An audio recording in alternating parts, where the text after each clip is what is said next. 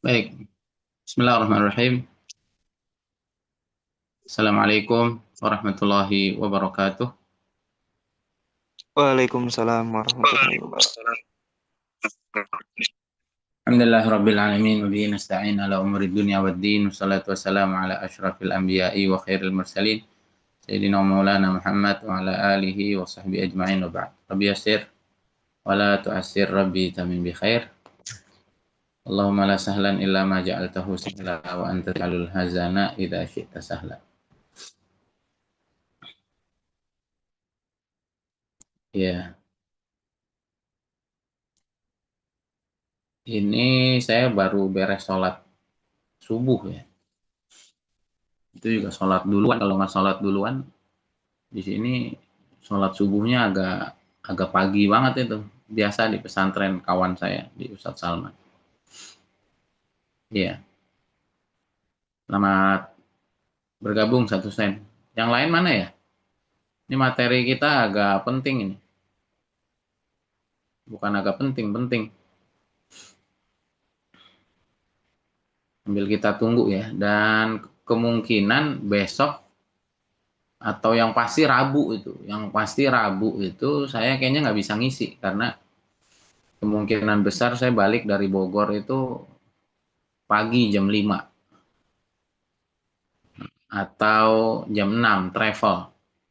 Karena saya ngejar ada kajian nanti di Bandung jam 10 pagi. Jadi hari Rabu itu nanti biar saya serahin ke Ustadz Biu atau Ustadz yang lain nanti.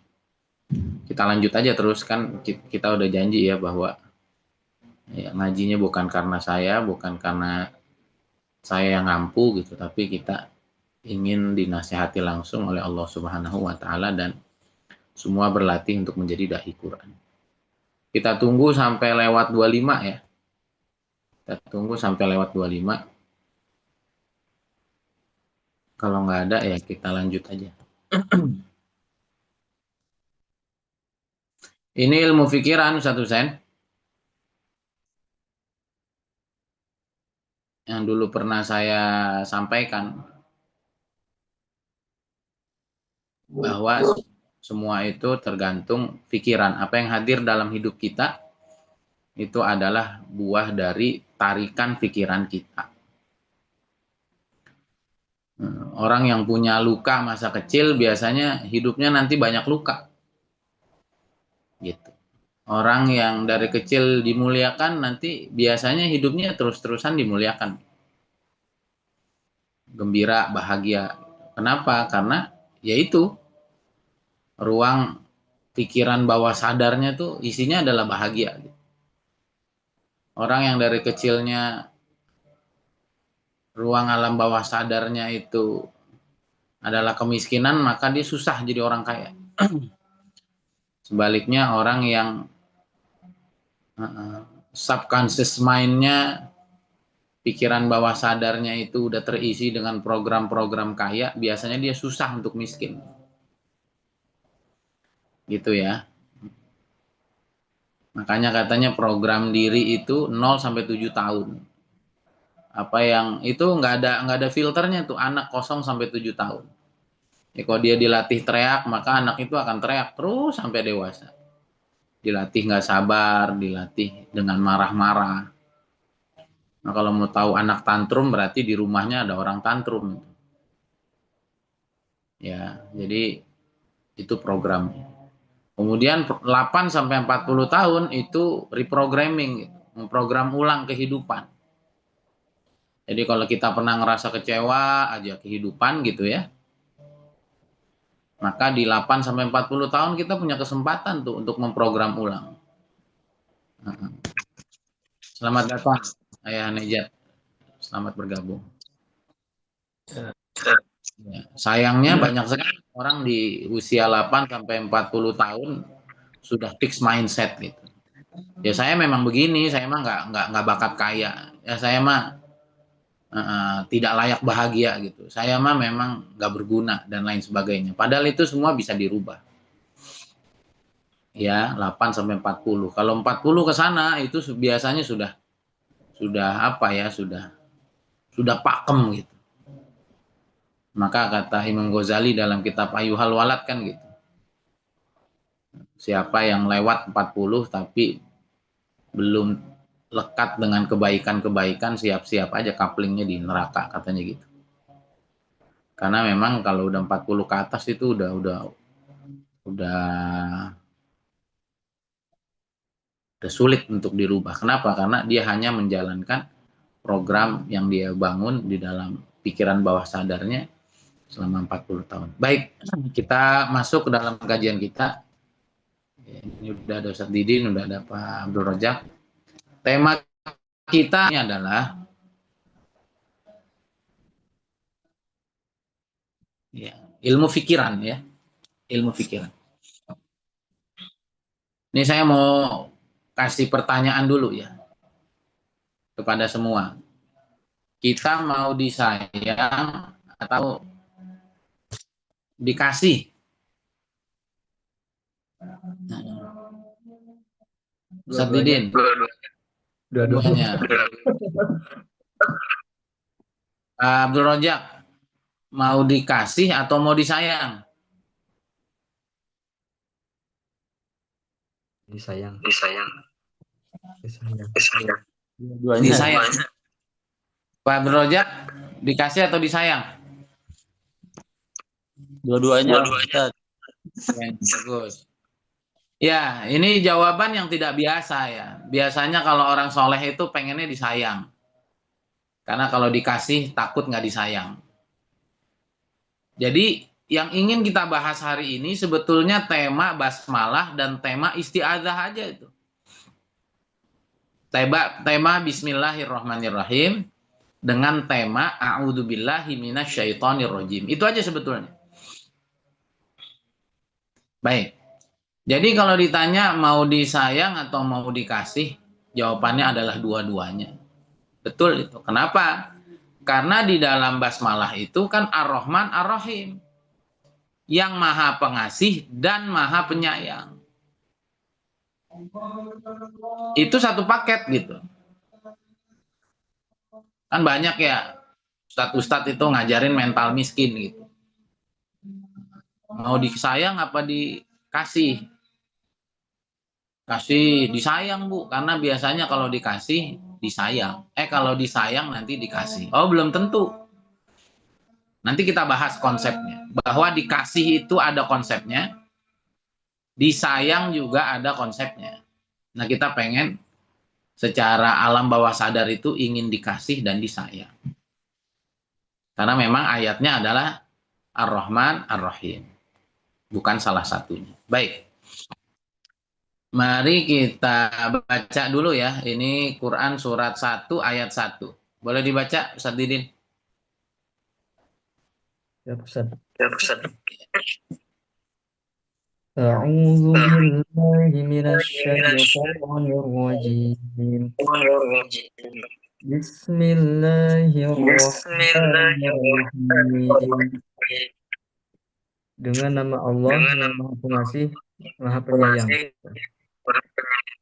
Ya. Baik. Jadi Allah itu kita hidup ini bersama Allah ya. Bismillahirrahmanirrahim, kita hidup dibersamai oleh Allah yang Maha Pengasih lagi Maha Penyayang.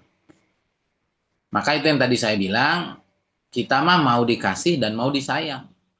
Nah, dikasih dan disayang ini ada dua konsep yang berbeda. Insya Allah masih nyambung nanti. Insya Allah masih nyambung nanti dengan, semoga besok saya masih bisa ngisi ya, karena saya ada daurah nih sama guru saya. Insya Allah sih masih bisa kalau besok. Nanti Rabu akan saya limpahkan kepada yang lain. Nanti dalam hidup itu kita perlu tiga hal. Yang pertama kesenangan, itulah nikmat duniawi itu. Itu yang dalam konteks ini kita sebut dengan dikasih. Bagaimana kita dikasih nikmat-nikmat duniawi, nikmat-nikmat kesenangan? Konsepnya adalah satu.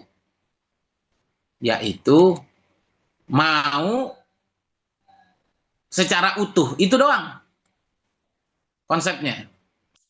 Sekali lagi, untuk dikasih oleh Allah Subhanahu wa taala kenikmatan dunia itu kuncinya cuma satu, mau secara utuh.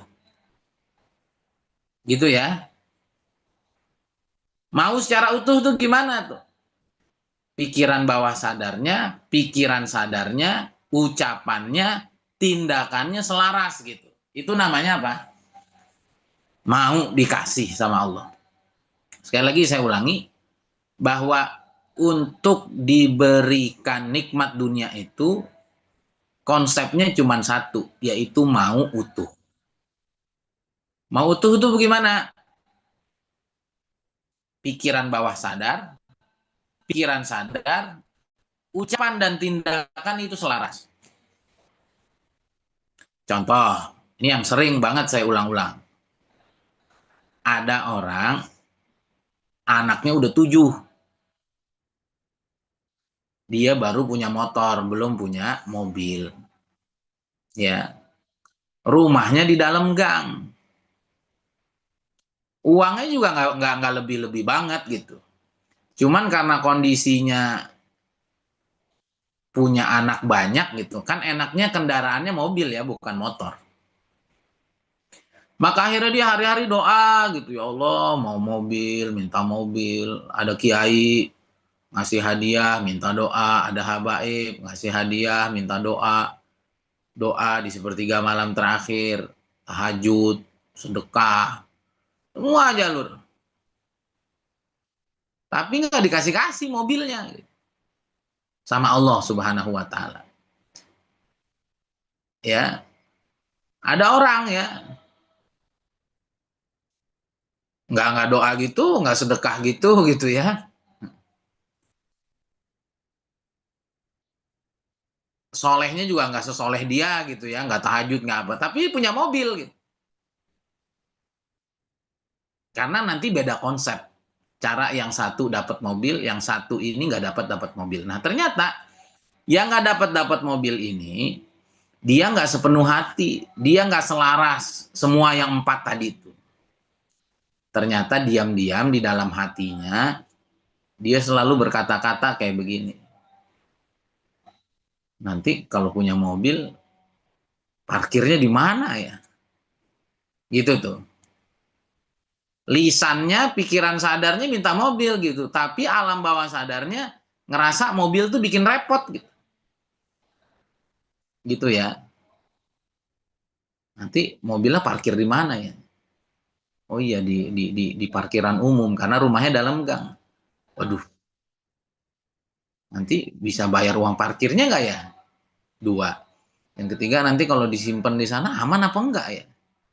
Yang keempat, kalaupun aman nanti dibaret-baret nggak ya sama anak kecil yang banyak main di sana? Yang kelima, nanti bisa ngebensinin nggak ya? Yang keenam, bisa bayar pajaknya nggak ya? Yang ketujuh, belakangan ini kok lihat berita orang baru belajar mobil nabrak sekian orang gitu. Akhirnya di penjara gitu kan. Yang kesembilan, nanti bisa bayar servisnya nggak ya? Dan seterusnya tuh. Maka kata Allah, ya berarti kamu belum mau. Baru mau di lisan, baru mau di pikiran sadar, tapi di pikiran bawah sadar belum mau. Nah, pikiran bawah sadar inilah nanti yang akan dikabulkan oleh Allah Subhanahu wa taala. Maka hati-hati. Ya, dan biasanya pikiran bawah sadar ini nanti kita ngomongnya seringkali tentang itu gitu. Seringkali tentang itu.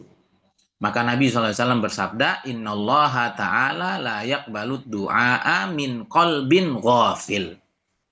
Allah SWT tidak menerima doa dari hati. Tadi ya, hati itu sistem bawah sadar, pikiran bawah sadar yang ghafil, yang nggak selaras dengan apa yang diucapkan dan difikirkan.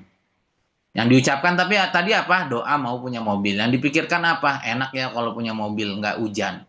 Tapi ya, sistem bawah sadarnya selalu denial tuh, selalu nolak tuh. Apa nggak repot ya kalau punya mobil? Apa sanggup yang ngebensinin ya? Itu kata Allah Subhanahu wa taala, maka yang aku terima adalah apa yang ada di dalam suara hati kecil tadi. Sehingga akhirnya jangan disalahkan kalau akhirnya nggak dapat mobil. Begitu ya. Contoh apa lagi? Saya punya teman itu, belum dikasih anak sama Allah Subhanahu wa Ta'ala. Ternyata di antara sebabnya adalah istri dia tuh belum siap punya anak. Jadi setiap disuruh program hamil, mau nggak mau gitu. Kenapa? Karena dia ngerasa suaminya tuh kayak nggak punya kasih sayang ke dia gitu. Seakan-akan dia bilang dalam hatinya, ngapain ya saya ngasih keturunan buat orang yang nggak sepenuh jiwa buat saya. Satu. Kemudian yang kedua, dia kepikiran gitu, ntar ngasih anak tahu-tahu saya cerai lagi. Padahal kalau ngomong, kalau mikir sekali-kali pengen, tapi hati kecilnya nunjukin nggak pengen. Yang ketiga, dia masih suka main gitu. Masih suka main sama temen-temennya, sekali main tuh nginep gitu. Itu kalau punya anak akan terganggu gitu. Agenda main sama temennya gitu ya. Kemudian yang keempat, orangnya tuh nggak biasa kerja gitu. Nggak biasa repot gitu. Nah, pernah ngadopsi anak gitu ya. Baru sekian hari udah sakit gitu. Jadi dia ngerasa, aduh repot banget ya punya anak. Tapi lisannya, pikirannya sih mau punya anak. Maka nanti jangan salahkan kalau gitu ya, ternyata belum Allah kasih anak. Baik, yang ketiga, contohnya lagi, ini biar kita paham ya, kenapa kita belum dikasih-kasih. Ini pribadi saya. Saya tuh Pak Rozak dari dulu nggak seneng ya ngelihat orang kaya, tapi nggak pinter gitu. Atau yang kedua, orang kaya, tapi pribadinya nggak mateng gitu. Yang ketiga, saya nggak suka ngelihat orang kaya hebat dari jauh gitu. Kalau dideketin ternyata kurangnya, aibnya, sombongnya banyak gitu. Nah, sehingga saya tuh orang yang sering minta gitu, ya Allah, kapan kayanya gitu ya. Tapi karena saya tadi tuh, saya alam bawah sadar saya programnya adalah saya nggak suka kaya kalau saya belum mateng pribadinya. Maka akhirnya kayaknya belum datang gitu ya. Tapi pribadi saya dimatengin dulu sama Allah Subhanahu wa Ta'ala. Karena emang itu mau saya gitu. Nah, biasanya orang soleh tuh kayak gitu tuh.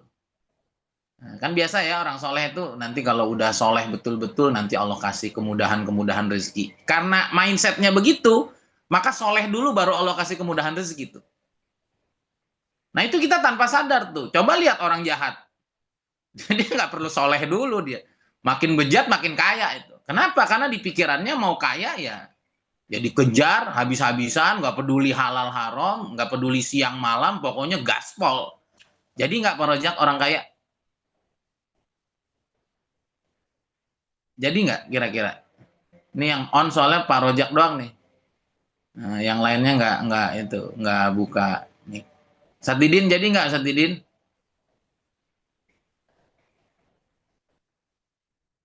Ya. Suara saya jelas? Ya, Jadi kaya nggak? Banyak nggak orang-orang jahat yang jadi kaya? banyak kan? Banyak. Kenapa? Karena pikirannya nggak peduli mau soleh, mau bodoh, mau hidupnya hancur apa enggak? Enggak, saya mau kaya gitu. Nah kita nih sering orang-orang soleh ini kaya tuh bukan prioritas gitu. Bahkan kaya itu dikaitkan dengan soleh. Ya udah kalau belum soleh belum kaya nanti. Gitu ya. Dan Allah itu betul-betul mengabulkan sesuai mau kita. Dan tapi aman sih. Kalau soleh dulu baru kaya itu aman ya. Dibanding kaya dulu baru soleh nanti biasanya jatuh. Gitu. Nah ini konsep apa ini? Ini namanya konsep dikasih. Jadi kalau mau dikasih sama Allah udah selarasin aja semua tuh tadi. Nah kemudian lagi-lagi ya hati-hati dengan pikiran, hati-hati dengan ucapan. Itu tadi ya. Karena al-kalam huwa doa. Kalam itu, ucapan itu doa. Nabi SAW bersabda, al-bala muwakkal bil mantik. Ujian itu sering sekali datang erat dengan yang namanya ucapan kita. Gitu ya. Itu sering tuh kita ngomong gitu, sumpama ada orang salah gitu. Salah apa sumpama? Salah ceramah gitu ya. Ya, ceramah gitu aja nggak bisa. Seakan-akan kita paling bisa gitu. Besok kapan kita ceramah, ternyata kita lebih jelek dari dia. Itu hati-hati itu. Sayyidah Aisyah radhiyallahu ta'ala anha pernah bilang itu, saya kalau punya uang banyak sekali, jadi ngelihat ada orang-orang miskin gitu yang nggak ada bantuannya, ya Allah kalau saya punya uang sangat banyak, maka uang itu akan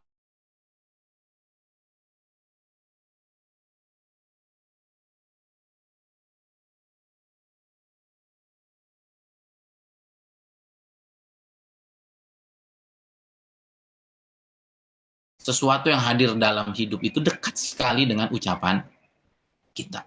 Akhirnya keesokan hari datang uang 2 karung itu akhirnya disedekahin semua sama Sayyidah Aisyah. Dan habis semuanya. Dan hari itu beliau puasa. Kemudian pas mau buka puasa, kok nggak ada apa-apa nih? Iya. Kenapa? Ya karena Tuhan, karena Sayyidah Aisyah nggak berpesan untuk disisain sedikit. Untuk sesuatu yang bisa kita beli untuk buka puasa. Akhirnya dihabisin semua. Kenapa? Karena mintanya kalau dapat semua nanti aku keluarkan semua, akhirnya nggak kerasa tuh datang dan dikeluarin semua. Sampai untuk berbuka puasa aja nggak ada. Coba deh perhatikan. Makanya sekarang saya Pak Rojak, Ustadz Husain, Ustadz Didin, saya tuh kalau ada orang dapat anugerah-anugerah besar, saya tanya.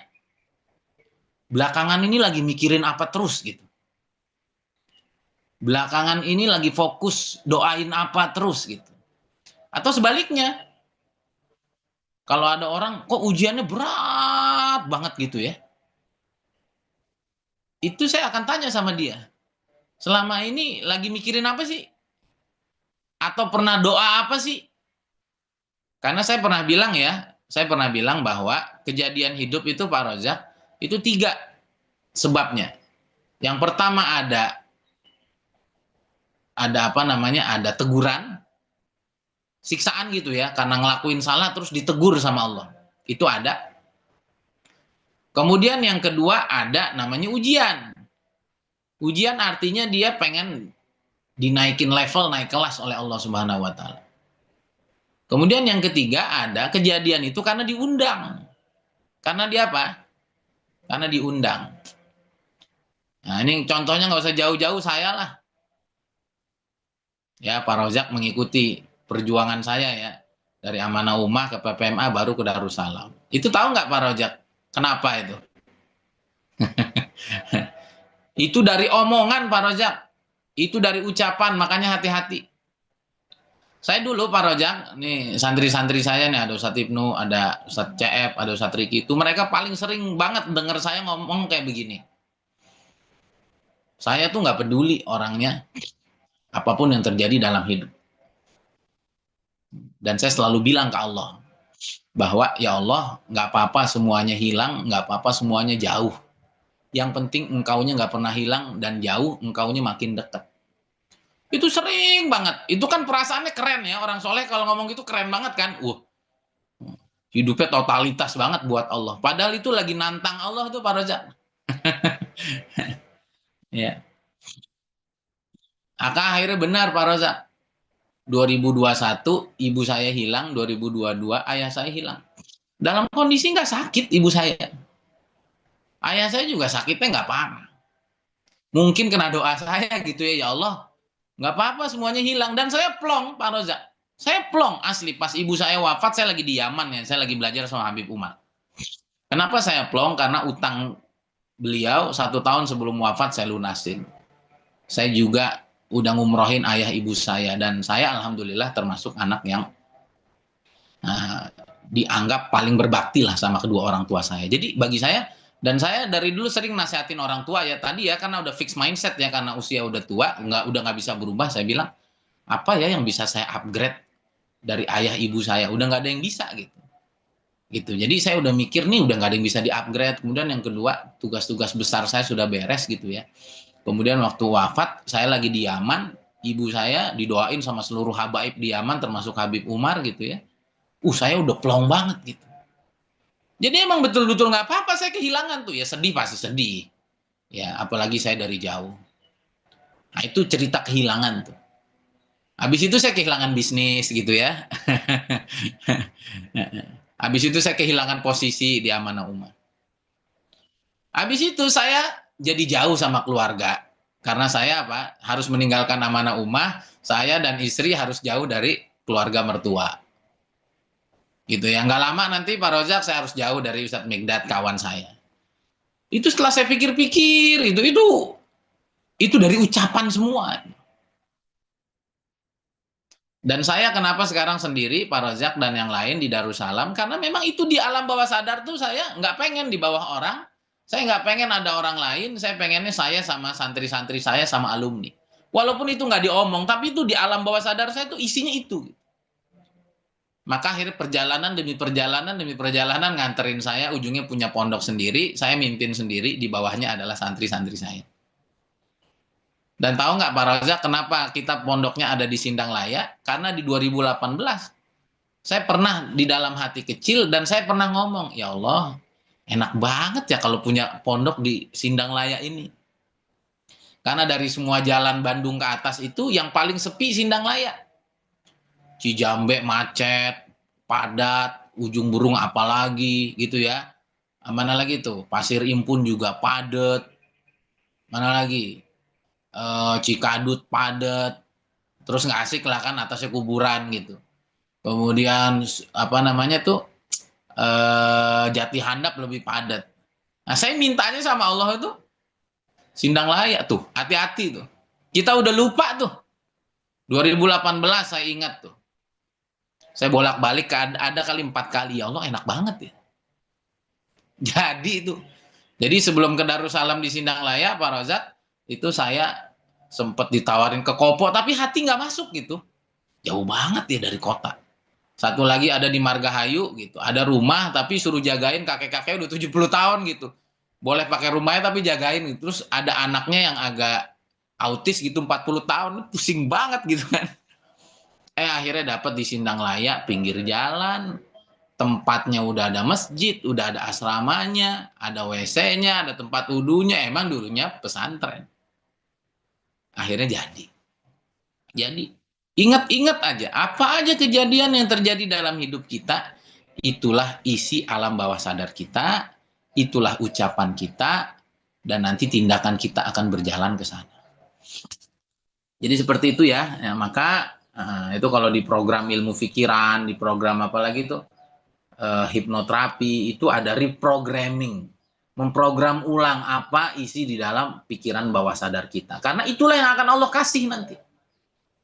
Nah, saya juga sama ya. Alhamdulillah dari 2012 sampai 2024 setiap Ramadan dan 2018 ke Belanda itu juga bisikan hati kecil yang betul-betul jadi keinginan dalam hati kecil Pak Rozak itu. Teman-teman semua. Saya jadi pernah jadi makmumnya Ustadz Sufyan Nur di Kebon Jeruk gitu ya. Suaranya enak banget Ustadz Sufyan. Ya Allah pengen punya suara begini. Itu nggak pernah nyangka saya punya suara, alhamdulillah lah ya. Bisa diterima lah sama telinga banyak orang gitu. Dan saya minta, ya Allah, suara yang bagus gitu, imamnya maunya di mancanegara. Gitu. Dan pikiran saya waktu itu gitu, negeri jiran sama Eropa gitu. Itu saya usia 12 tahun berarti, kelas 6. Berarti 2000 berapa tuh ya? 2002 ya, karena saya lahir 90. Itu udah lupa Pak Rozak. Ternyata 2012 saya dipilih sama guru saya untuk imam di Malaysia.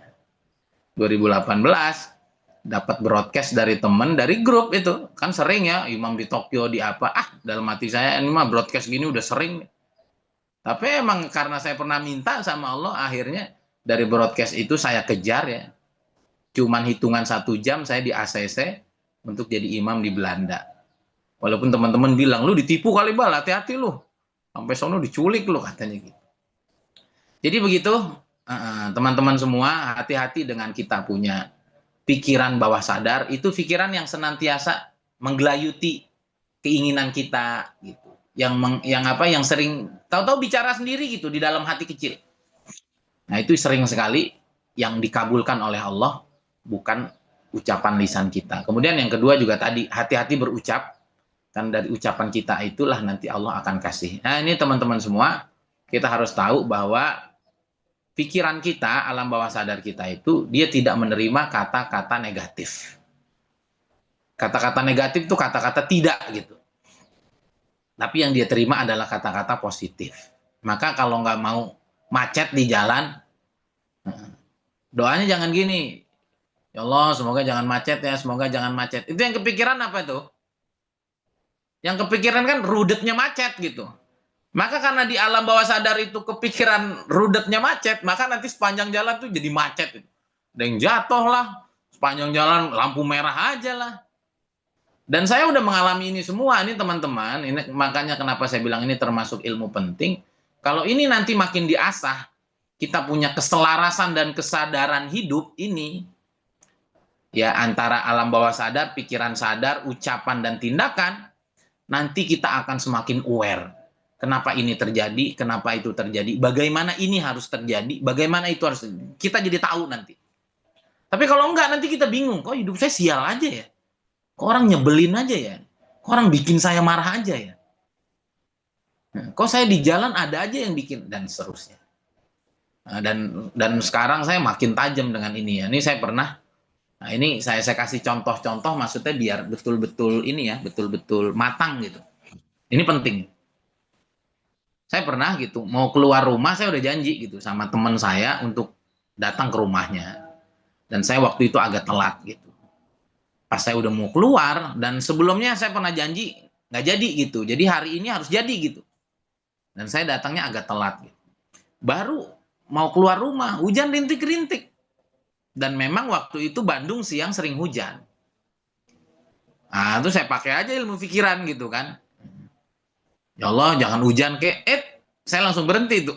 Bukan jangan hujan, karena kalau jangan hujan, fokus pikiran bawah sadar kita fokus mikirin hujan tuh. Saya rubah kata-katanya, ya Allah, saya pengen perjalanan ini, ya Allah, jadikan perjalanan ini cerah. Kemudian yang kedua, lancar, cepat, dan selamat. Ya Allah, itu ya. Maka saya keluar rumah dalam keadaan rintik-rintik tuh ya agak ragu nggak ragu ya. Tapi itu hukum sebab akibat tuh. Itu hukum tarik-menarik. Katanya law of attraction ini, hukum tarik-menarik ini sama persis dengan hukum kualitas. Dan dengan hukum kausalitas. Sebab akibat. Kalau kita deketin tangan ke api, kira-kira panas nggak? Panas ya. Sepasti itu gitu. Kalau kita jatuh dari atas ke bawah, kita jatuh apa ngambang di udara? Jatuh tuh. Sepasti itu, sepasti hukum kausalitas, sepasti hukum gravitasi. Cuman kadang-kadang kita nggak aware ya. Dan ini banyak dibahas dan ini banyak dipraktekkan oleh orang-orang kaya, orang-orang sukses, khususnya orang-orang barat. Ya. Dan ini padahal ilmu Islam ini. Ana inda zanni abdi bi, saya itu tergantung persangkaan hambaku kepadaku. Falyazun nabi masya. Silakan dia mau nyangka apanya. Maka saya keluar dari Sindang Laya, rintik-rintik tuh hujan tuh. Dan langit tuh agak gelap gitu. Saya turun, keluar Sukaasih, jalan kemana udah di Sukaasih ya, yang tahu daerah Sindang Laya ya. Intinya turun lah, udah sampai ke jalan raya itu. Nggak lama itu langit cerah. Ini beneran nih, saya ngalamin sendiri. Nggak lama Pak Rojak, karena saya arahnya arah ke Cilenyi gitu ya. Ada ambulan itu. Ada ambulan itu. Ya Allah. Ya, langit cerah. Kemudian ada ambulan. Udah. Dalam hati saya, oh, ya Allah makasih gitu kan. Ada forader gratis gitu kan. Ada forader gratis. Ya saya naik motor ngebut kan. Udah saya ikutin aja di belakangnya terus. Itu pas saya udah lewat ujung Berung, saya tutup helm, udah saya nangis aja sama Allah. Ya Allah, sebaik itu Engkau. Sedekat itu Engkau. Cuman banyak hambamu yang tidak paham bagaimana mengakses agar dikasih hidup-hidup yang nikmat kepadamu. Dan mereka sering nyalahin Engkau. udahlah sabar aja sama takdir Allah. Ya Allah, hamba terima dengan semua kejadian ini. Padahal kata Allah kan yang minta kamu. Kenapa jadi sabarnya sama aku? Nah, jadi guru saya ngajarin ini tuh teman-teman semua agar Tuhan itu jangan sering jadi apa? Jangan sering jadi korban kita salahin gitu. Kayak tumbalnya tuh Allah terus gitu. Ya udah sabar aja. Ya ini mah emang apa namanya? Maunya Allah bukan. Itu tuh mau kita yang sama Allah di ACC ya. Nanti ada ayat-ayatnya ya. Nanti saya sampaikan. Baik. Jadi seperti itu tuh. Nanti kalau dibilang ceritanya banyak sekali tuh.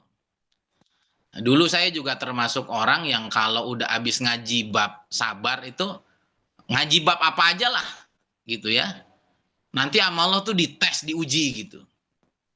Maka saya pernah habis bahas masalah sabar gitu ya. Karena di mindset di alam bawah sadar tuh setiap ada saya habis ceramah apa nanti Allah uji gitu ya. Akhirnya bener diuji betul. Sekarang ngomong apa aja jarang Allah uji tuh. Karena mindset saya nggak begitu gitu. Dulu enggak gitu. Habis belajar sabar, wah kayaknya ntar diuji sabar nih. Ini bener nggak nih? Apa ngomong doang? Apa bener sabarnya udah teruji? Toto jatuh dari motor. Langsung ya Allah, hamba ridho ya Allah diuji sabar. Ini ternyata cara engkau terbukti apa enggak? Ternyata itu karena pikiran gitu. Nah teman-teman semoga habis ngaji ini nanti jadi banyak kepikir ya. Oh ternyata kenapa saya kerjanya di Batam gitu ya. Ya Allah nggak apa-apa ya Allah gitu ya. Pokoknya pengennya duit yang banyak. Terserah deh di mana aja ya Allah. Jauh dari keluarga juga nggak apa-apa. Ini akhirnya jauh tuh. Coba nanti kita ingat-ingat lagi ya. Kita ingat-ingat lagi gitu. Ustadz Didin juga kenapa ada di Nurul Huda. Nanti pasti ketemu. Oh iya, saya dulu pernah mikir ini, saya pernah minta ini. Oh iya, oh iya, oh iya, oh iya. Gitu ya. Maka hati-hati betul dengan pikiran bawah sadar kita. Hati-hati betul dengan ucapan yang sering terulang-ulang. Karena alam bawah sadar itu terbentuk dari itu. Ini termasuk ini. Banyak kan ya orang kita tuh sering ngomong gitu. Udah nggak apa-apa Pak Ustadz, susah di dunia mah sebentar. Gitu. Yang penting nanti di sana bahagia. Itu kata Allah, oke. Kalau kamu nggak apa-apa susah di sini ya udah. Ya, akhirnya susah aja hidupnya gitu kan. Yang penting nanti di sananya gembira gitu. Itu artinya nanti orangnya akan soleh gitu ya, akan baik-baik saja. Tapi ada aja masalah, utangnya nggak beres-beres, ditipu orang lagi. Karena kenapa? Ya bilangnya nggak apa-apa, susah di sini. Makanya dalam tema ini, marilah kita, ya Allah nggak apa-apa susah, nggak ya Allah nggak apa-apa seneng di sini. Di sana juga tambah seneng ya, kan gitu enak ya. Nah, jangan sampai kita salah ngomong beneran ini saya nggak lagi main-main, saya nggak lagi bercanda. Hati-hati, karena apa yang hadir dalam hidup kita itu adalah apa yang kita sendiri minta kepada Allah Subhanahu wa Ta'ala. Begitu ya. Nah, ini konsep Ar-Rahman. Jadi kalau pengen dikasih sama Allah, konsepnya ringan saja. Mau yang utuh. Mau yang utuh gimana tuh tadi tuh? Tidak ada denial di alam bawah sadar. Kita mau minta mobil ya udah. Hilangkan tuh kesulitan-kesulitan punya mobil. Ya, lalu pikirannya kepikiran mobil, doanya doa minta mobil, gitu ya. Tindakannya bagaimana terus mengarah untuk punya mobil. Gimana itu? Ya nanti kalau pikirannya udah selaras tuh nanti dia akan ke dealer, gitu kan. Mungkin diambil cicilan, gitu ya. Mungkin nanti karena tadi pikiran udah jadi ya. Akhirnya apa tuh? Akhirnya kerjanya lebih serius, gitu ya. Dia melakukan part time job, dia melakukan bisnis sampingan. Kenapa? Karena ternyata memang hati kecilnya itu sistem bawah sadarnya betul-betul sudah ingin apa? Sudah ingin untuk punya mobil. Saya kira begitu, semoga bisa dipahami. Baik, kita lanjut berikutnya. Ini semoga selesai satu sesi ya. Semoga selesai satu sesi. Kalau enggak ya kita lanjut besok. Nah, begitu ya. Kemudian yang kedua adalah ini kayaknya nggak selesai deh satu sesi, kayaknya dua sesi. Ya, kayaknya dua sesi sampai besok. Yang kedua konsepnya Ar-Rahim. Konsepnya apa? Ar-Rahim. Nah, Ar-Rahim ini konsepnya adalah Allah Maha Penyayang. Kalau ingin disayang sama Allah, maka caranya bukan sama dengan nyari duit atau nyari kenikmatan dunia. Enggak gitu. Karena kunci disayang, nanti kita akan sambung juga kajian kita dengan bagaimana bahagia, bagaimana tenang. Itu adalah amal soleh, zohir dan batin. Gitu ya. Jadi ini dua konsep yang berbeda nih. Kalau tadi Rahman yang penting mau dan selaras. Kalau Rahim ini, kalau untuk disayang sama Allah, maka mesti apa? Maka mesti kita melakukan amal soleh, zohir dan batin. Baru disayang sama Allah. Kalau udah sayang, efeknya apa nanti? Efeknya bahagia hatinya, tenang jiwanya. Sekarang saya tanya, banyak nggak orang yang kaya, punya segala-galanya, tapi nggak bahagia? Satu sen. Sedidin. Banyak. Karena dia ngejalanin konsep dikasih doang, tapi nggak disayang. Halal haram tabrak, suap tabrak, gasak orang tabrak, injak bawah, sikut kanan, jilat atas, ya enggak? Tendang sekeliling, gitu ya, dimonopoli ekonomi, ya, black campaign, politik jahat. Ya, kaya nggak yang begitu tuh? Kaya, kenapa? Karena tadi konsep dikasihnya dia udah selaras. Dari alam bawah sadarnya, pikirannya, ucapannya, strateginya, langkah-langkahnya untuk dapat semua kenikmatan dunia. Tapi dia nggak mengambil konsep rahimnya Allah. Bagaimana itu agar disayang sama Allah? Amal soleh zohir. Gimana amal soleh zohir? Nggak boleh nipu, nggak boleh nyuri, nggak boleh zolim sama orang lain. Dibayar zakatnya, infaknya, sedekahnya. Baik sama keluarga, tidak khianat sama istri. Seumpama gitu ya. Kemudian menjadi contoh yang baik untuk anak-anaknya. Tidak lupa berbakti kepada orang tua, guru, orang-orang yang pernah baik.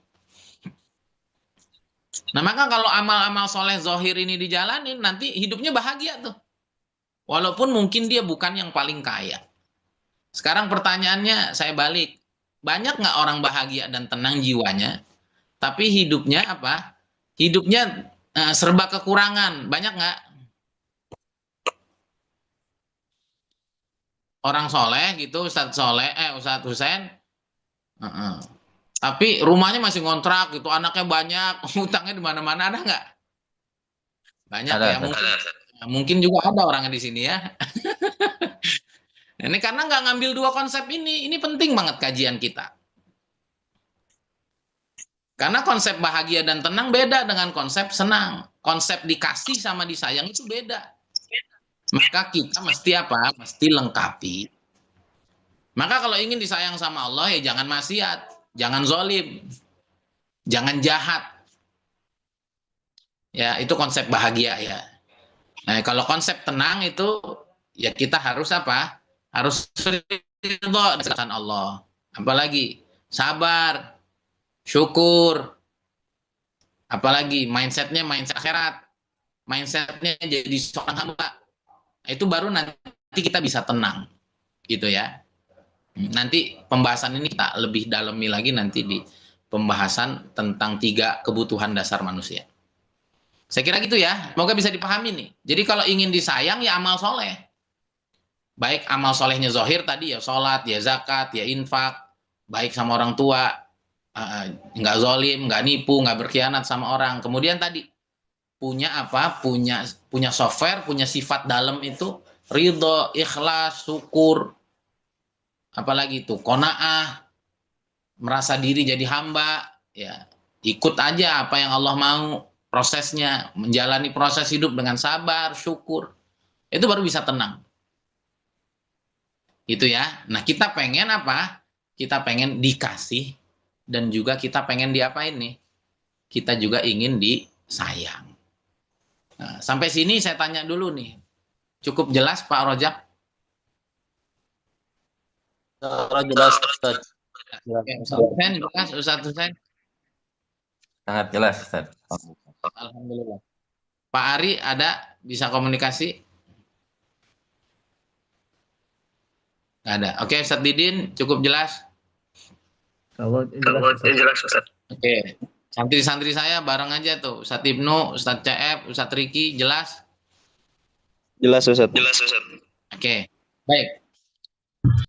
Ya, jadi ini perlu diselaraskan. Nah, gangguan kita dari dikasih dan disayang sama Allah itu cuma satu. Apa itu? Itu namanya mental block. Namanya pikiran negatif, negative thinking. Itulah kita sebelum baca Bismillahirrahmanirrahim, kita disuruh baca apa? Ta'awudz. Itulah setan yang selalu membisikkan alladzi yuwaswisu fi sudurin nas. Yang selalu membisikkan bisikan jahat di hati manusia. Nah, hati itulah fa innaha la ta'mal absar walakin ta'mal qulub allati fi sudur. Matanya orang-orang gagal tuh matanya nggak buta, tapi hatinya buta, di mana hati itu letaknya ada di dada. Jadi gitu ya. Jadi yang bikin pikiran kita negatif, bikin pikiran kita pesimis, bikin kita nggak sanggup, ngerasa kita nggak punya bagian di situ, ngerasa kita tuh orang biasa-biasa aja, ngerasa itu mah dia, saya mah apa tuh, itu semuanya adalah setan. Yang kalau kata orang sekarang itulah mental block. Kata orang sekarang itulah negative thinking, itulah unsur traumatik, itulah inner child, begitu-gitu ya, luka masa kecil dan lain sebagainya. Padahal itu semua bisikan setan tuh. Kita diinget-ingetin lagi tuh. Kan kamu dulu pernah lomba-lomba nggak pernah menang, udahlah kamu jangan ngarep. Yalah, udahlah saya gini aja gitu. Nah, saya kok ngerasa nggak pernah dihormati ya di komunitas mananya. Akhirnya diingetin tuh sama setan. Iya, kamu lihat dulu sama ayah kamu juga, kamu dicaci maki tuh. Kamu ditendang, di komunitas kamu dibully. Diingetin tuh sama setan. Nah, itu makanya kan ada ya di program hipnoterapi itu reframing. Nah, ada apa lagi tuh? Dirilis emosinya. Itu sebenarnya kalau orang aware gitu ya, bahwa dia sendiri yang bisa ngebersihkan, tapi kadang-kadang orang tadi ya karena kebawa emosi, kebawa trauma, kebawa pikiran alam bawah sadar yang udah jadi belief system tadi itu, akhirnya apa? Akhirnya dia nggak bisa bersihin sendiri, sehingga akhirnya panggil tukang bersih-bersih ya, itu hipnoterapi dan lain sebagainya. Padahal itu kita bisa ngebersihin sendiri. Jadi teman-teman semua, ini bahasanya Ustadz Abu Syauqi, guru saya ya. Saya kalau ngelihat orang hebat, kata Ustadz Abu Syauqi, ya, saya nggak suka latah, muji berlebihan dan kagum berlebihan, kata beliau gitu. Kenapa? Itu kata beliau gitu, ciri orang gagal, ciri orang kecil, ciri orang lemah tuh kalau ngeliat orang hebat tuh, wah dia mau luar biasa ya, gini. Itu bagus sih. Tapi kata beliau, itu cukup melemahkan diri. Kalau saya nggak pernah. Kata beliau gitu, saya dekat sama Sandiaga Uno, dulu saya sebelum sebesar ini. Tapi ketika orang muji-muji Sandi, udah ganteng, soleh, kaya raya, pengusaha ulung gitu ya. Kata orang-orang begitu. Dalam hati saya, apaan, kata beliau. Dia juga makan nasi, saya juga makan nasi. Dia juga pasti mulai dari nol, saya juga mulai dari nol. Dia laki, saya juga laki. Dia berhak sukses, saya lebih berhak sukses. Nah itu nanti biasanya kalau kita udah punya nilai-nilai positif gitu tadi ya. Ar-Rahman kan, kita jadi orang hebat. Ar-Rahim, kita nanti bisa jadi soleh, kita bisa jadi orang yang hidupnya sangat ideal gitu ya. Nanti apa tuh? Pasti ada tuh di dalam hati kecil kan. Udahlah, lu nggak usah mimpi gitu. Nah, itu kan jelas emang darahnya darah pengusaha. Itu mah jelas dia hidupnya di kota. Nah, itu mah jelas lingkungannya lingkungan pengusaha. Itu mah jelas. Itu setan tuh. Maka kalau udah begitu, bersihkan lagi, rilis lagi. Ya dengan ta'awudz, dengan ilmu-ilmu yang kita ajarkan seperti ini, agar setan itu nggak bisa berbisik lama-lama di kita. Gitu ya. Nah, termasuk setan itu kan bukan hanya setan dari kalangan gaib ya. Kan di dalam surat An-Nas itu apa? Alladzi yuwaswisu fi sudurin nas minal jinnati wan nas. Kan gitu ya. Termasuk Ustadz Abu Syauqi itu. Dulu beliau bercita-cita gitu ya. Nah, nanti suatu saat saya akan punya rumah sakit, saya akan punya sekolah internasional. Teman-temannya yang udah S3, lulusan Eropa gitu ya, dan beliau kan S1 juga nggak lulus ya.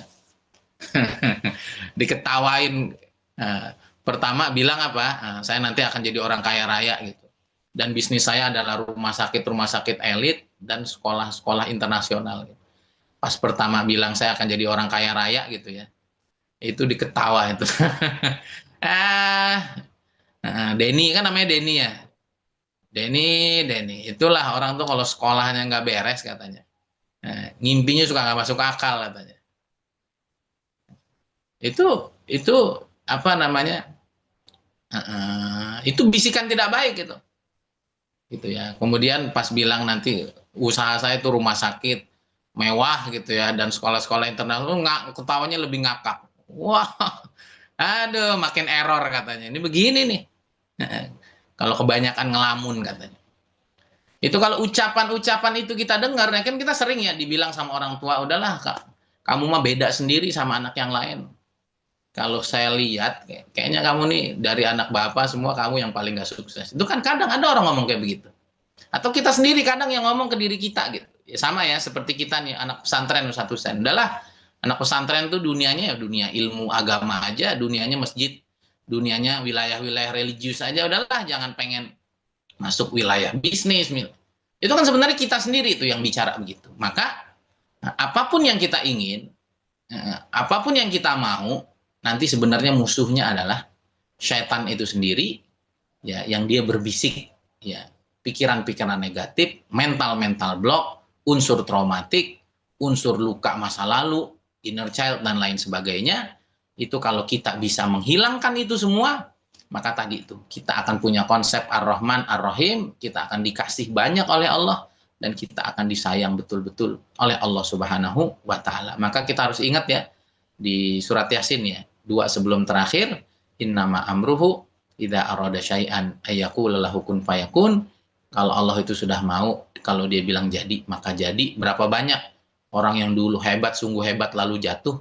Berapa banyak orang yang jatuh di titik terendah, lalu Allah angkat dia jadi orang yang hebat. Artinya, tadi ya, selama konsepnya dijalanin tadi Ar-Rahman mau secara selaras, baik alam bawah sadarnya, kemudian pikiran sadarnya, ucapannya dan tindakannya selaras dengan apa yang dia mau. Dan tadi untuk disayang sama Allah, jauhkan segala hal yang berbau maksiat baik kepada Allah ataupun kepada sesama. Yakinlah tidak ada yang tidak mungkin di dalam kehidupan kita. Pasti Allah SWT akan berikan seluruh cita-cita kita sesuai dengan yang kita mau. Asal tadi tuh ya, pikiran bawah sadar kita ini jangan sampai denial, menolak apa yang sudah kita inginkan, yang kita doakan, yang kita cita-citakan dengan bisikan-bisikan syaitan, baik setan yang nampak ataupun baik setan yang tidak nampak ataupun setan yang nampak tuh. Setannya kadang-kadang bisa orang tua kita sendiri. Kadang-kadang setannya bisa guru kita sendiri. Saya dulu punya guru-guru itu yang suka begitu gitu. Kamu nih nggak usah keluar negeri lah, orang belajar di Indonesia bahasa sendiri nggak paham. Gimana kamu belajar ke negeri orang bahasanya bahasa orang? Westo, udah kamu nih emang nggak bakat. Ada guru-guru begitu. Udahlah, nggak usah pengen kaya itu. Garis keturunan kita nggak ada yang kaya. Udahlah, ada. Ustadz mah nggak bisa kaya. Nah, itu semua adalah mental block yang tidak jarang itu adalah dari bisikan-bisikan syaitan. Maka kalau itu semua kita bersihkan, maka insya Allah konsep Rahman dan Rahim Allah akan berjalan di dalam kehidupan kita dengan sangat baik. Saya kira demikian. Ya, semoga manfaat ini jadi part pertama. Besok akan kita lengkapi. Jadi ini adalah konsep basmalah dan konsep isti'adzah. Agar sekali lagi kita belajar bertanggung jawab dengan apapun yang terjadi dalam hidup. Jangan sedikit-sedikit nyalahin Allah. Udahlah sabar aja dengan takdir Allah. Udahlah kita jalanin ini. Padahal kata Allah, sesungguhnya apa yang terjadi semuanya adalah akibat dari apa yang kamu pikir, kamu ucap, kamu lakukan. Aku hanya meng-ACC dari semua yang keluar dari dirimu. Insya Allah kita lanjut pembahasannya besok dengan konsep yang lebih sempurna. Saya kira demikian. Saya kembalikan ke MC. Baik, jazakumullah khairan mengucap pada pemateri dan tadabbur disampaikan. Semoga menjadi amal jariah. Baik balasan. Baik, berikutnya kita tanya jawab. Bagi yang ingin bertanya, silakan aktifkan mikrofon atau menggunakan Peserta yang ingin bertanya, waktunya kami persilakan.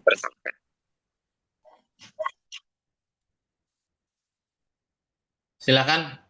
Kalau nggak ada kita tektok aja apa yang kepikiran, apa yang ingin diceritakan gitu. Biasanya kalau saya udah nyampein gini nih ceritanya lucu-lucu gitu. Atau keingetan apa, oh pantes aja gitu. Pak Rojak ada yang ingin disampaikan? Ustadz Didin udah buka mic, silakan. Yang lain nanti bersiap. Berarti hukum ketertarikan itu emang benar adanya ya Ustaz ya. Iya, iya. Berarti kalau misalkan setiap pagi kita ada afirmasi gitu Ustaz. Iya. Positif itu boleh gitu. Oh, iya. Misalkan meskipun melantur kemana-mana lah kita istilahnya gitu.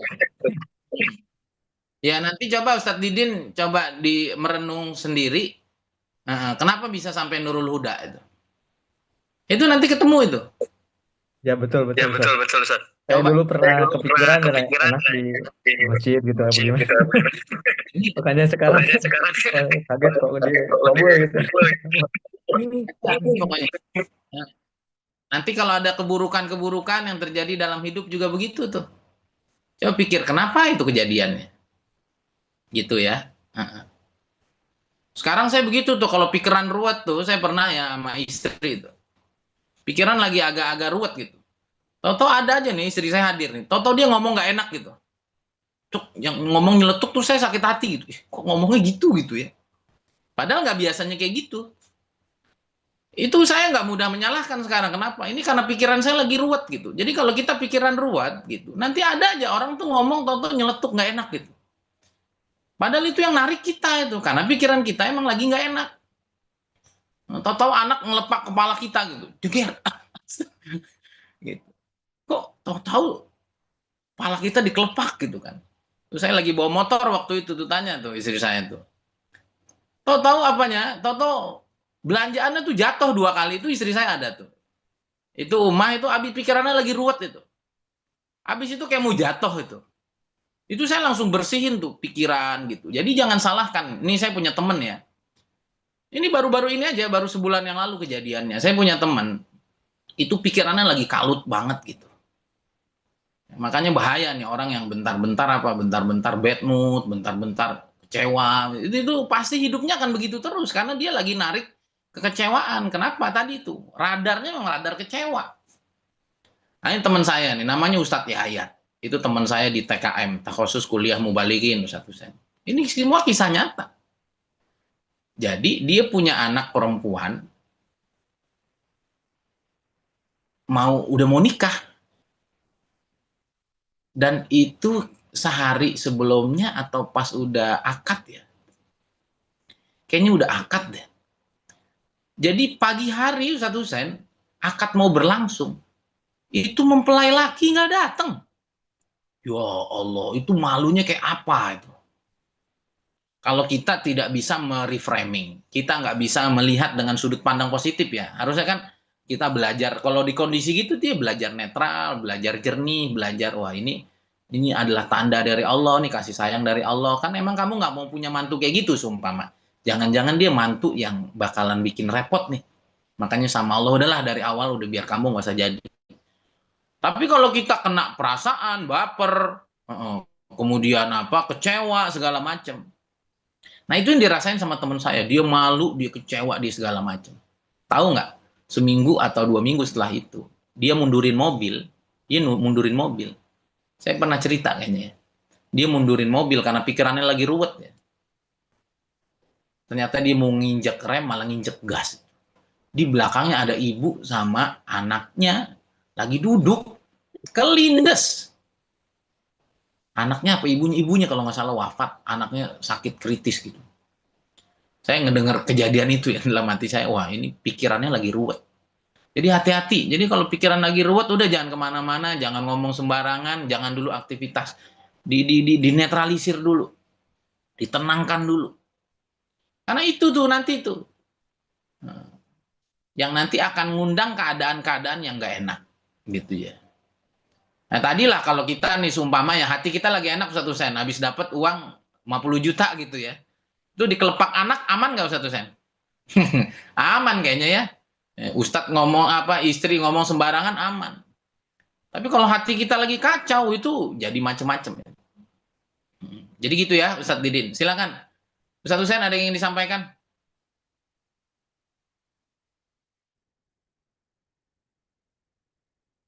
Singkat coba apa, Ustadz Husain? Dan ini kan pernah saya sampaikan di Al-Huda ya. Silakan. Cukup dulu, Ustaz. Cukup dulu, Ustaz. Ya, dari Cukup. yang lain dulu. Ada yang ingin disampaikan? Kenapa sampai di Batam kerjanya? Nantilah itu ya. Silakan, ada apa yang ingin disampaikan? Semoga Pak Rojak bisa ini ya, bisa apa?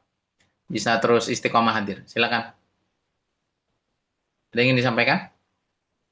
Kalau nggak ada juga nggak apa-apa. Nggak ada, Pak. Nggak ada, oke.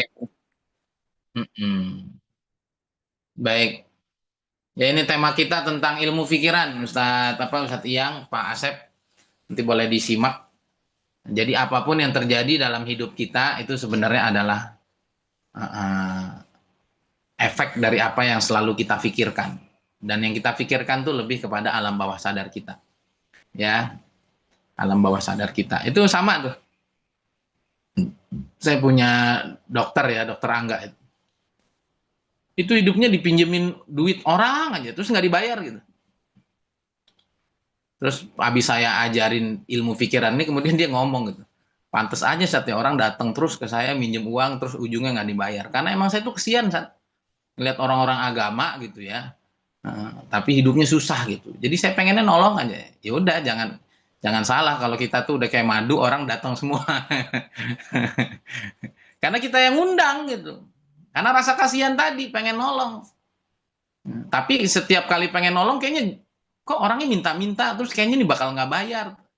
Akhirnya jadi nggak enak. Jadi ya kita tuh tinggal milih, kita tuh mau jadi madu untuk orang yang tepat, dan jadi jamu pahit untuk orang yang tepat nggak. Tapi kalau kita pengen jadi madu aja ya, entar diserang orang, diambis manis sepah dibuang itu. Itu coba Pak, ini bagian dari apa yang ingin saya obrolin panjang sama Pak Asep gitu. Jadi nanti kita tidak akan menyalahkan takdir, kita tidak akan menyalahkan Allah, karena nanti kita tahu bahwa baik dan buruk yang kita hadapi semuanya adalah hasil dari pikiran bawah sadar kita, belief system kita, pikiran sadar, ucapan dan tindakan kita. Semoga kajian ini bermanfaat dan kita jadi lebih hati-hati dalam memikirkan sesuatu, mengimpikan dan menghayalkan sesuatu, dan juga mengucap sesuatu, karena itu semua yang akan menjadi kehidupan yang akan hadir di dalam diri kita. Saya kira demikian, saya kembalikan ke MC.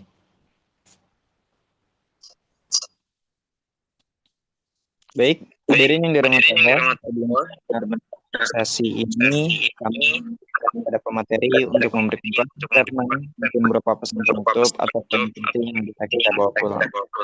Ustaz Muhammad Iqbal Ainatullah, kami persilakan. Alhamdulillah, salatu wassalamu ala asyrafil ba'd.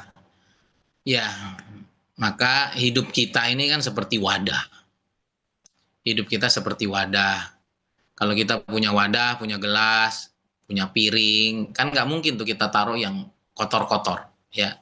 Kita akan taruh yang enak-enak, yang nyaman-nyaman, yang menarik-menarik, yang indah-indah. Maka dari kita belajar ilmu pikiran ini dalam ilmu tadabbur Quran ini, maka tariklah ke dalam hidup itu pikiran yang indah-indah, yang nyaman-nyaman, yang positif-positif. Ya. Karena apa yang kita masukin dalam wadah lalu kita konsumsi, itulah yang akan kita rasakan nanti. Ya, jadi ngelihat orang itu jangan jangan bawaannya marah aja. Ntar orang itu bikin marah gitu. Orang ini kayaknya nggak bener, jadi nggak bener. Ya, kemudian tadi itu ya, feelingnya harus selalu positif terus, ucapannya harus selalu positif, melihat segala sesuatu harus selalu positif. Nanti insya Allah kejadian-kejadian paling pahit menurut orang justru itu menjadi kejadian yang paling manis, karena itu yang akan menyembuhkan kita dari segala penyakit. Jadi dari paparan kita pagi hari ini, kita harus ambil ucapan, pikiran, sadar, bawah sadar, tindakan yang positif-positif saja, agar Allah Subhanahu wa taala mendatangkan segala yang positif ke dalam kehidupan kita. Dan tadi ya sudah saya sampaikan bahwa ilmu pikiran ini, ilmu law of attraction ini sepasti hukum gravitasi dan sepasti hukum apa? Hukum kausalitas tuh, hukum sebab akibat. Coba deh. Ini kan saya biasa ceramah ya. Saya tuh kalau mau ceramah, sebelum ceramah udah pesimis duluan. Itu ntar di tengah jalan tuh ada aja tuh. Jamaahnya pada ngantuk lah, baca teks khutbahnya hilang lah. Nah, gitu. Kemudian muka orang cemberut lah. Kenapa? Karena dari sebelum mulai kita udah apa ya? Udah negatif thinking dulu gitu. Udah negatif feeling dulu gitu. Sama saya kalau mau ngimamin sholat gitu ya, mau ngimamin sholat agak ragu-ragu itu. Kayaknya nyangkut nih, kayaknya nyangkut beneran tuh. Jadi udah gitu. Nah, positif mind aja. Karena itu narik betul gitu. Maka terakhir ini kemarin saya dengerin videonya Mardi Guwawik ya, dia kan juga ahli ilmu pikiran tuh. Dia bilang itu ada di mana ya? Namanya di Amerika kalau nggak salah. Jadi ada orang itu yang udah bertanding 30 tahun. Ada orang bertanding 30 tahun. Itu nggak pernah menang itu lawan orang itu. Namanya Troy ya kalau nggak salah. Cuma dia terus bertanding. Dan kepada kesempatan kali itu dia menang. Kenapa? Karena ternyata supporternya, dia dan pelatihnya mengucapkan begini. If God create the Troy to be number 1, we make him number 2 gitu. Saya ulangi ya. If God create the Troy number 1, we make him number 2. Gitu ya. Ini bukan Tuhan ya. Kalau di sana dewa lah. Kalau dewa telah menentukan kalau dia akan jadi yang nomor 1, kita akan buat dia jadi nomor 2. Itu diyel-yelkan terus. Setelah 30 tahun tidak pernah menang dan dia menang. Ini biasa banget nih orang-orang hebat, orang-orang sukses tuh melakukan ini. Dan ini semua adalah hukum sunatullah yang ada ayatnya, ada hadisnya. Ya, hari ini saya sudah sampaikan dan nanti besok saya lengkapi. Nah, kemudian yang kedua ada lagi tuh. Nah, itu kisahnya itu ada tim ya, juga nggak pernah menang. Akhirnya pelatihnya nih bilang, ini padahal usahanya udah maksimal. Akhirnya yel-yelnya dirubah. Sama pelatihnya tuh dibilang gini, adakah tim yang lebih baik, yang lebih dari kita? Tidak, adakah tim yang lebih, itu diulang-ulang sehingga itu menjadi keyakinan, menjadi energi, dan menjadi doa secara khusus tadi karena al-kalam kuat doa ya, al-kalam kuat doa. Itu sama negeri mana lagi ya, negeri Korea kalau nggak salah dulu juga berantakan, dan juga Cina ya, itu gimana mereka merapihkan semuanya, itu bayangannya dulu dirubah, ini karena itu di mana-mana orang buang sampah, di mana-mana orang meludah sembarangan gitu. Akhirnya diliatin tuh gambar kota, gambar negeri yang rapih gitu, sama pimpinannya, sama pemimpinnya ya. Dan dilihatin, nih negara kita bakal begini tuh. Jadi orang tuh dialihkan pikirannya kepada yang baik, yang positif gitu. Sambil dikasih pesan, asal kita semua nih nggak suka buang sampah dan ngeludah sembarangan gitu. Terus begitu, satu-satu tuh didatengin. Akhirnya 20-30 tahun, bayangan indah itu dan sikap yang berubah itu merubah segalanya. Jadi begitu teman-teman semua, untuk merubah apa yang ada di luar, kita harus merubah dulu apa yang ada di dalam. Karena kata Babe Jamil, guru saya juga, ini adalah law of projection. Ini adalah hukum proyeksi. Ya, apa yang ditembak di screen proyektor itu adalah apa yang ada di laptop kita. Jadi nggak usah ngerubah apa yang ada di screen proyektor. Rubah aja apa program yang ada di prosesor dasar, yaitu laptop kita. Kalau di sana pengen gambar kucing, sininya rubah dulu dong. Maka gitu, jangan nunggu kita kaya, tapi rubah dulu dalamnya betul-betul kaya. Jangan rubah di sananya pengen indah, tapi di sininya ruwet gitu. Kita rubah dulu hukum proyektor, hukum prosesor di sini. Nanti apa yang ada di gambar luar itu akan selaras. Begitulah Nabi SAW, begitulah orang-orang hebat merubah kehidupan dengan sangat drastis. Mereka merubah dari dalam, baru mereka akhirnya menjadikan itu semua menjadi nyata di dunia luar. Semoga bermanfaat. Saya kembalikan kepada MC.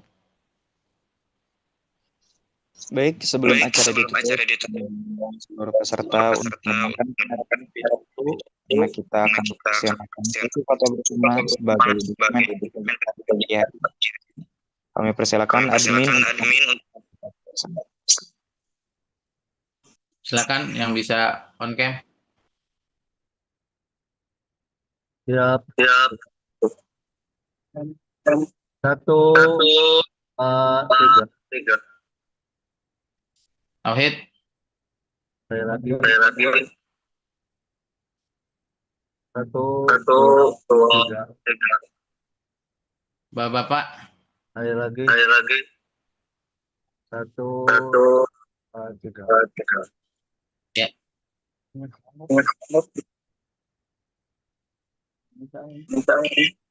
baik. Alhamdulillah demikian rangkaian pada hari ini. Apa yang telah kita pelajari bersama yang menambah kecintaan kita kepada Al-Quran dan kita lebih dekat dengan Al-Quran. Mari kita jadikan Al-Quran bukan sebagai bacaan, tetapi juga sebagai pedoman hidup dalam langkah kita setiap hari. Selaku MC mohon maaf kekurangan maupun kesalahan selama sekarang. Akhirul kalam. Assalamualaikum warahmatullahi wabarakatuh. Assalamualaikum warahmatullahi wabarakatuh. Belum. Terima kasih.